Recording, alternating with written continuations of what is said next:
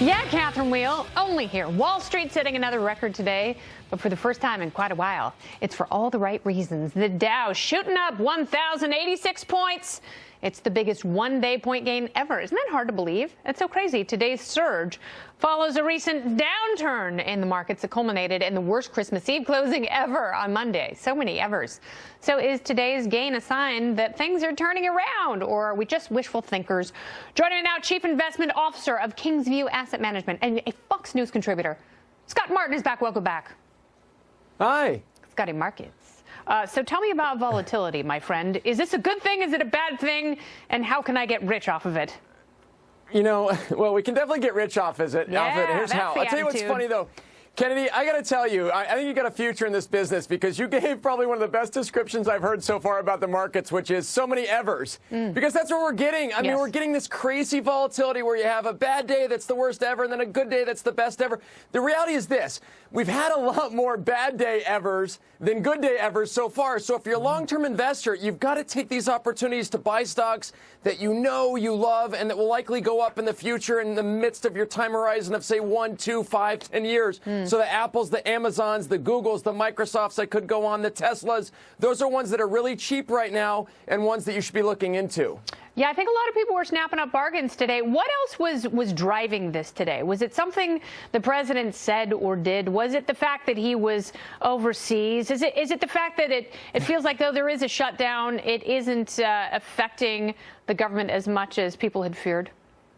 It could be the fact that he left the country, and maybe some of those out there, not me, but some would be like, hey, maybe he's not going to come back. That could have been it. But I'll tell you what's funny. That's a horrible thing to say, Scott. Not me. I said I prefaced that correctly. Here's the thing, though, Kennedy, is the markets to this point have just been absolutely, in a word, foobarred. I mean, they have been absolutely out of sorts for about 30 to 45 days now. Yeah. That's a technical term, too, these days. Sure. So here's the thing. When markets go way down, Kennedy, as they have the last, say, few weeks, where there's just days upon days of selling for really no rhyme or reason other than, yes, the Federal Reserve is screwing up. Yes, the economic data is maybe getting weak. Yes, I'm wearing a ridiculous jacket. Whatever those reasons are, eventually the market gets to levels, Kennedy, that it has to go up because it's exhausted all the sellers. So that's what I think you saw today. And frankly, that's what I think you're going to see over the next couple days. You know, I've been reading stuff like we've been on a 10-year bull run. It's been a 10-year tear. We are bound for a massive correction.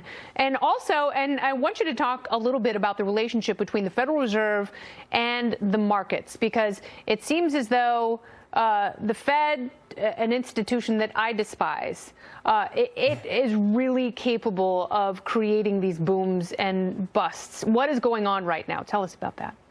Yeah, and I've been reading again, too, so that makes two of us. And I'll tell you, the thing about the Fed, Kennedy, is they're almost like a sideshow now.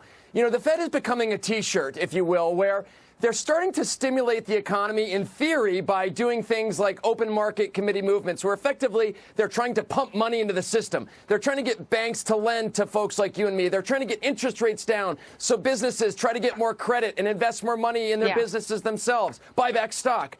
But those are all things, frankly, that I think, to your point about abolishing them or get rid of them, whatever your term was, despising them, is businesses and Americans and consumers are going to do that anyway if they feel good about the future.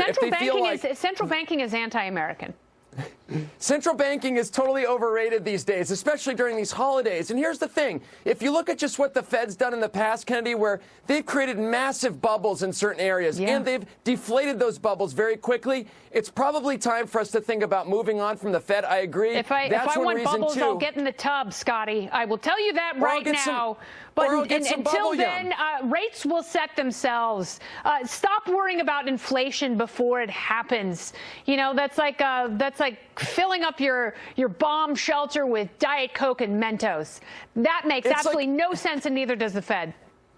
It's like wearing your lucky underwear before the girl even accepts the date. I mean, come on. And that's what happened to the Fed. I actually did that once, and it didn't work out. But here's the thing. The Fed, just really quickly, Kennedy, has been hiking interest rates now the last couple times they've met. Yet interest rates in the open market, to your point, have been going down. The market is telling them they're on the wrong side of things. I got a great monologue coming up after the break, and I thank you for being here, Scotty Martin.